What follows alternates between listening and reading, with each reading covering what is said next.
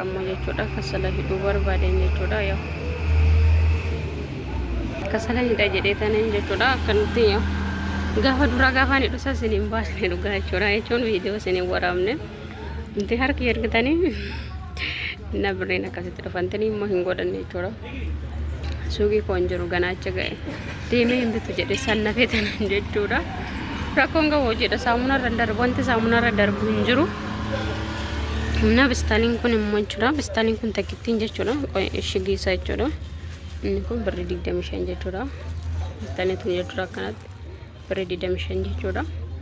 Yoo bistaalii sadeen kun nagaa jedhee nagaa'uu danda'a garuu hin beeku jechuudha. Yoo amma jechuudha yoo kenna akkuma gatan asitti madaabaraa kana keessa hin naqe jechuudha. Yoo kuntaala guddicha sana osoo hin taane kuni 50 jechuudha.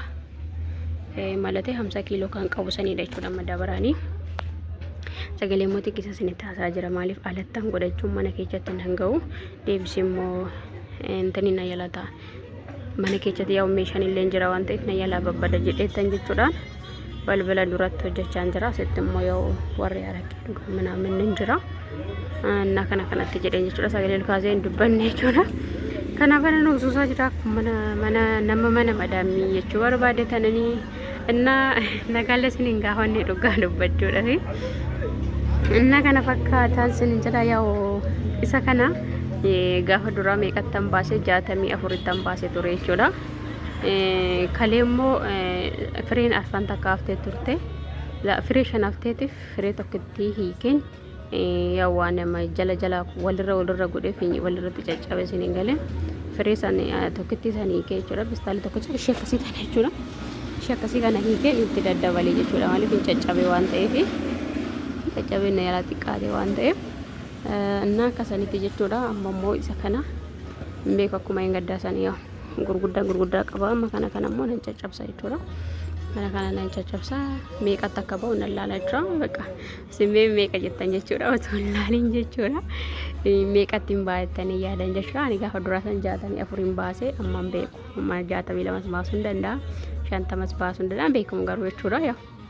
Garuu madaabaraan tokkuma miizaanitti mazanulee miizana osoo hin taane kan gaafa duraa sun firee takkitti sanaan bifadhee jira sanii galee ishee tanaan laaleen naqadha jedheetan jechuudha. Miizanni keenya guddichi kan ashaakiltii manaaminne irratti gurguramu isaa san 11 nan bite sanii galee inni immoo baay'ee na haata sanii galee miizanni jechuudha. Kun miizanni kun baay'ee na haataa jira guddichi kun jechuudha. Ishii xiqqittii san immoo hin jirti kan turte wayita kan jirti ishii naan hojjisiifadha jedhee tanan jechuudha. Amma ishee hojjisiisuutti isuma kanaan gurgura yaa kasala immoo asirratti mazanu fakkeenyuma kanaatiin jechuudha. Harka koorratti laaleen hidha jedhee tanan jechuudha. Na miizanni sun gaafa duraa jechuudha hin jaalanne dhagaruu isumatu jaalate miizana san jechuudha. Baay'ee nama hata jechuudha. Shan nama hata jechuudha. Waan tokkorraa 5 jechuudha. Naxibii 5 yaa kana immoo ishuma sana argachuuf teenya mitiire warra bituuf shaggaadha warra gurguruu miidha malee jechuudha. Miizanni suni na akkasini jechuu barbaade tananii hordoftoota kooyi na kaamoo wajjinumaan na arra bassoon jiraayi ajjaa jechuudha. Ajjaallee naan hidha jedhee tan jechuudha. Na shaga jedhee kalee yaadaasiseen ture isiniin jedhee ture isallee isinitti na agarsiisa. Amma sa'aatii 10 chaanas tura jechuudha. Yaa baay'ee na dhukkoochu na akiimii deemin ture beektaa kalee deemee marfii lama waraannadhee antanii jedheen galee beektanii dhiiga manaamanillee marammarame jechuudha. Na coggaarras nan qaba na dammoo taayifoodiidha isin galee taayifoodii na kana naan jedhanii yaa amma ganaa marfee 4 natti hafee naaf isin galeen immoo marfee bayyeessuun sun baay'een sodaadha maaliin beeku daa'ima wanga'u gabriin jechuudha. Baay'ee sodaadha marfee jechuudha dhugaa innaa akkasii isin jedha taayifoodii tokko taayinfaasiitti jijjiirrame naan jedhan jechuudha. Timaatimii isin nyaatiin bishaan isin dhugeen naan jedhan bitaa jechuun ani bishaan gurguraa dhugaan ture duraa jechuudha. Dhiisatan jechuudha beekuma barsiisee kanaaf bishaan intanii dhuga jechuudha. Guyyaa lama wayii deebisee immoo guyyaa wayii tokkos timaatimii asumatti xabbasee timaatimii fayyadame jechuudha. Timaatimii intanii jechuudha. Labbii jechuudha. Bakka isumaaf natti fakkaate na bunallees gallaan immoo baay'ee dhuguun jammare jechuudha dhugaa. Keenya abbaan warraa waan buna jaalatu ani sun nama qabe sajjini qabdee jedheni naachora bodarana bunallee ndugi naan jedhani inna waan mi'aawu jechuun ade waan buskuta minaawan allee nyaadhu garuu wanta mi'aawu jechuun fakkeenyaaf waxiin tokko sirriitti kan sugooni saantanii nama diraamitire deebsi waan qibaati qabu hin fayyadamin naan jedhan Senegalee inna kana irra noo wani jirani lagzeedha fi atoo fayyadam dandeessu Itoophiyaa keessatti yaa Waaqayyoon nama eegu malee jechuu barbaade tananii akkana ka nama mummonani dhakameessi hidheen isinitti agarsiisa jidduudhaan ishee Ashama hordoftoota ganne YouTube nagaan isiniif haa ta'u akkam jirtan nagaa keessan annagaa gootiif galata Waaqayyo isinis baga nagaa taatan jechaa jirtu akkam nagaadhaan ta'an jira galanni isaan badiiniif galata Waaqayyo sa'aatii kana ga'een jira isinis akka nagaa taatan abdiin qaba maatii koo warri na jabeestan nagaa galatoomaa isiniin galateeffadha dhugaa Waaqa jecha isiniin qabu yaa na jabeestanii na wajjin taatanii aisoo warri naan jettanii guddaa tokko galatoomaa isiniin galateeffadha yaa har'ammoo jechuudha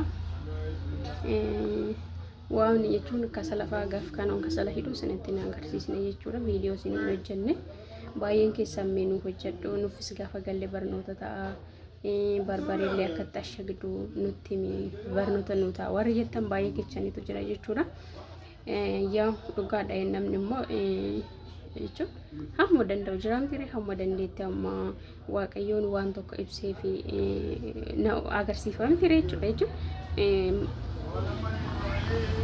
inna kanaaf jechuudha yaa isinis gaafa galtan akka kanatti hojjechuu dandeessu jechuudha batalay immoo jechuudha alaafinnati baay'ee qabdu dhugaa dubbachuudha gaafa hojii hojjenna jettan waan wanbeen illee bakka akka barattas sin godha dhugaa dubbachuudha maaliif yoo namni fakkeenyaaf osoo nama sin gargaaru naan jiraate ofiin mukkee fakkeenyaaf amma namni suuqii waa'ee suuqii beeku sin maddeeru jiraate jechuun namni sirriitti itti beektan dhugaa nama keechan keessan sini ta'e waan baay'ee sin sirriisu nagalee gaafa immoo kophaa keessan taatan namni Waaqayyo wajjin jiru kophaa hin jedhamu waan kamiifu jechuudha ግን immoo waan baay'eetu jira Senegalee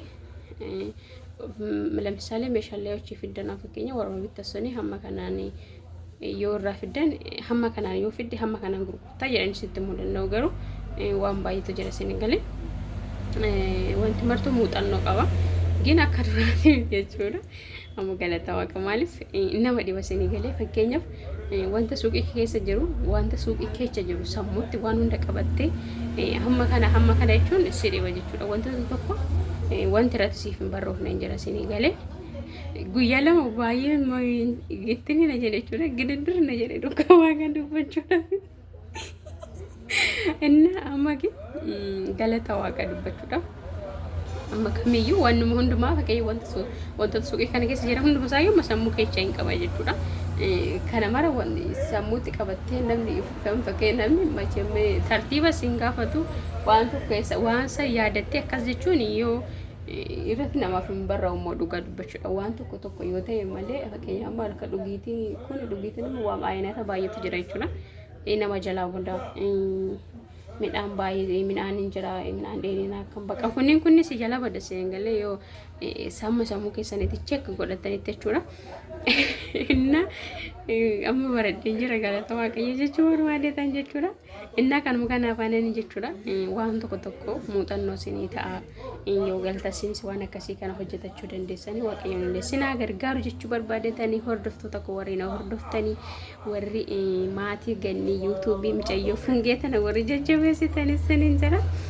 yaa fa viidiyoon kiyarraa kana fakkaata yaa amma maalidhaan nan guba akka kanatti ashagee amma jechuun ruubii fi ruub gimaash jechuudha hidhee jira jechuudha amma kiiloo fi gimaashanidha jechuudha kiiloo gimaash 50 fi kiiloo tokko jechuudha dhibba jechuudha kanneen hidheenna yookaan daasiseeyyuu xiqqoota kan daakisee yaaliidhaaf sinin jedha rakaleeseetti men jira yaaliidhaaf jedhee namni gaafate jijjira garuu kanuma irratti ilaala jedhee achitti immoo ndaakisine sammoo gaafa kun dhumate yaa manni diigamuusi indiigamalleedha jedhan Senegalee tartiibni kuni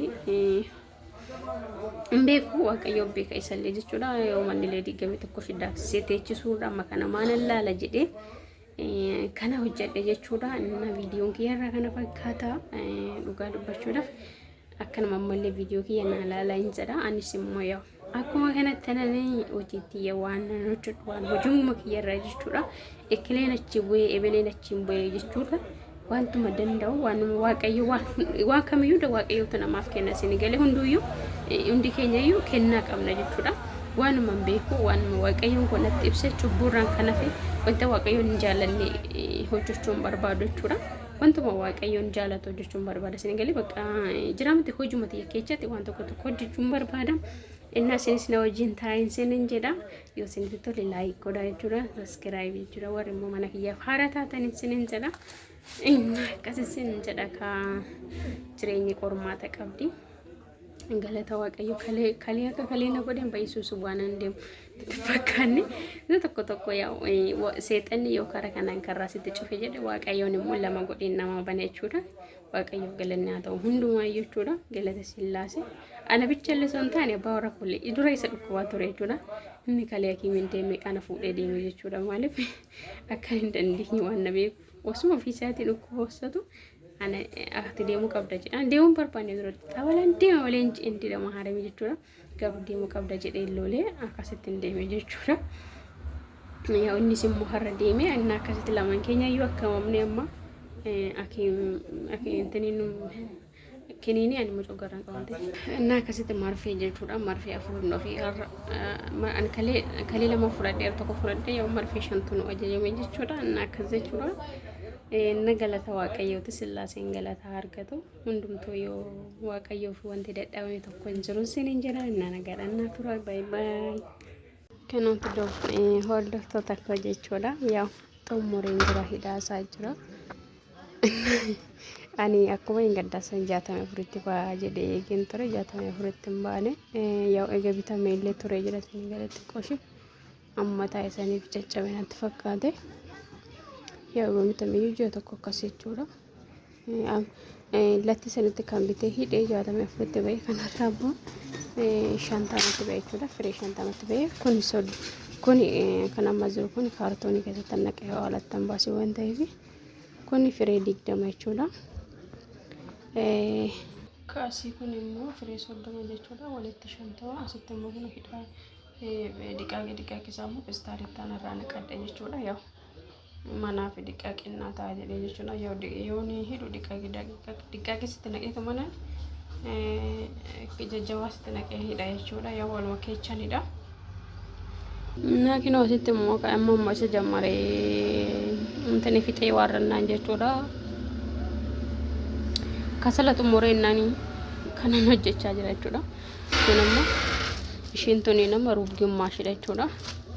Kunis akkasuma kun lama ruub gimmaashidha jechuudha. Kun sadeen jechuudha.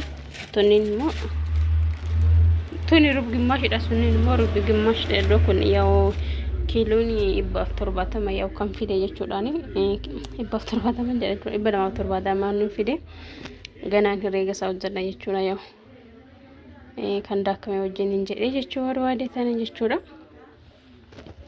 Yaa hin xumurre yaa mistiqoo jechuudha. Yaa aduu kan yoo mintene jedhu itti maalatti itti nagarsiisne jechuudha. Warwaadee tanani silkii kommoo harkaanan qabee jiran akkuma argite yaa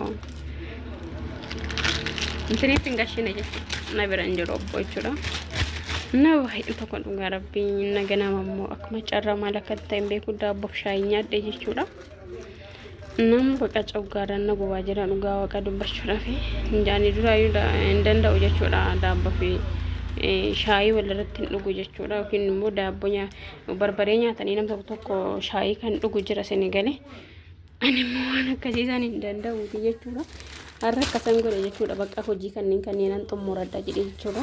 Waan tokko sirreeffadha suuqii keessatti jedhee kaddafee tumanii marfee waraannadhee galee bakka qursii naannoo hojjedhee kasaan isa fayyadame jechuudha. Shaayii dafee dhuge jechuudha. Silaa dura dafee dhuguyyuu ture jechuudha. Amma ginoon na laaxaa jira jechuudha. Naa godhaa jira. Akkuma isiniin jedhee harka tokkoon immoo silkii qabachaa jira waan ta'eef akka kanatti sahaanii tana naqadha jechuudha. Yaa pestaaliin xixiqqaadha. Yaa afaan ishee xixiqqoodha. Walitti qabatu kan jetteedha. maankaa immoo hin finne jechuudha. Ichi kilaasii garasii keessa jira jechuudha. Yoo kutaa qaba. Amma kun argitanii kiiloo meeqa ta'e jedhan kana ta'e jechuudha. Xiqqooshi maaleen godhaa irraa hin qannasa 25 ta'e jira jechuudha. 25 jechuun ruubii jechuudha. Kun amma ruubiidha jechuudha. Amma ruubii gimmaashiniidha. Ruubii gimmaashii sun amma mashin taate ishee immoo kiiloon kun kiiloo nama ittiin hojjechaa jiru kun kana laal kiiloo nama isin jedha kun amma kiiloon kun kan ashaakiltiiti jechuudha. Kiiloo fakkeenyaaf 25 soddoma yoo hojjettu 12 yoo hojjettu si haata jechuudha. Kiiloo 2 tuqaa way akkasii si haata jechuudha. Kiiloon kun kiiloo kana dura ashaakiltii bichaan hojjedha jedhee inni jedhe yoo laalummaa ashaakiltiin illee yaa'u ashaakiltii bichaan illee maallaa godhasti waan tokko illee immoo birumatti nan fida jedheen jammare. Amma fakkeenya amma kun ashaakiltiidha mirxiidha. Namni fakkeenya kiiloo gimmaasha bitata yookaan kiiloo guutuu bitata jechuudha. Kanarratti sinatu 50 fi 100 irratti sinatu jechuudha. Kani 50 gadiitti si hata sinii galee kanatti jedhee tanani xiqqishuu immoo hin azurti jechuudha. Ganaan ishii immoo hojjisiisa jechuudha yookaan inni yoo danda'e hin hojjeta. Akkasin jechuu barbaadatanii yaa'u kiiloon kun yookaan midhaaniif nama midhaan fakkeenyaaf kiiloo 50 waan akkasii wanta guutuu yoo bite namarraa muratu jechuu barbaadatanii hordoftoota kooyi.